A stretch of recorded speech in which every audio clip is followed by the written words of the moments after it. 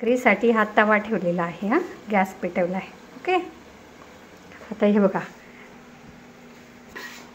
बघा आता आजी भाकरी करणार आहे बरं का. हे बघा, ही जुनी माणसं आहे ना, भाकरी खूप छान करतात. आजीनं आता जेवढ्या 4 भाकरी करायच्या आहेत आम्हाला, तर 4 भाकरीचं पीठ एक खटी चाळून घेतलं आणि आता आजी पीठ मळायला सुरुवात. बघा कशी मळते. भाकरीचं पीठ आहे ना, आपण जेवढं चांगलं मळून घेऊ ना, तेवढी भाकरी कुरकुरी, स्वादिष्ट आणि रुचकर लागते. म्हणून पीठ मळायला जरा मेहनत घ्यायची आणि पाण्याचं आणि पिठाचं प्रमाण, मेजरमेंट एकदम सही झाली पाहिजे. हे बघा, ही मेथीची भाजी तयार झाली. ही मेथीच्या भाजीला जिरे, मोहरी, लसूण याची फोडणी दिली, हिंग आणि लाल मिरची, शेंगदाणे, भरपूर लसूण याचं वाटण केलं. जरा थोडंसं जास्त तेल घालून त्यात भाजी छान परतून घेतली. नंतर ते वाटण घातलं, थोडंसं पाणी घातलं आणि ती छान शिजवून दिली.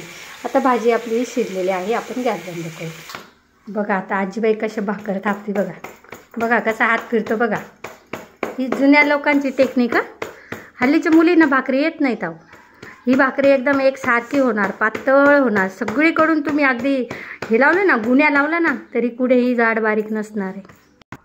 भाकरी किती छान एकसारखी झाली बघा. आता मी आहे ना ती भाजून घेते. हे बघा, आता भाकरीला छान पाणी लावून घेतलं. हे भाकरीला आहे ना काय ती फोड आलाय बरं का.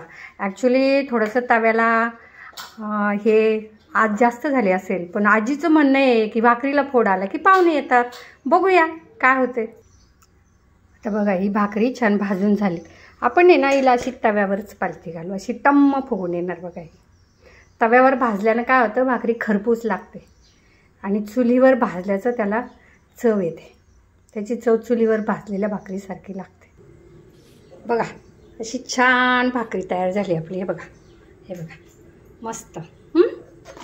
आता ही भाकरी आणि ही भाजी, ही बाजरीची भाकरी बघा आणि ही भाजी. आज या जेवायला मंडळी. मस्त बेत केलाय छान. अजून 3 तरी भाकरी कराव्या लागतील, तेव्हा सगळ्यांना पुरतील. चलो बाय.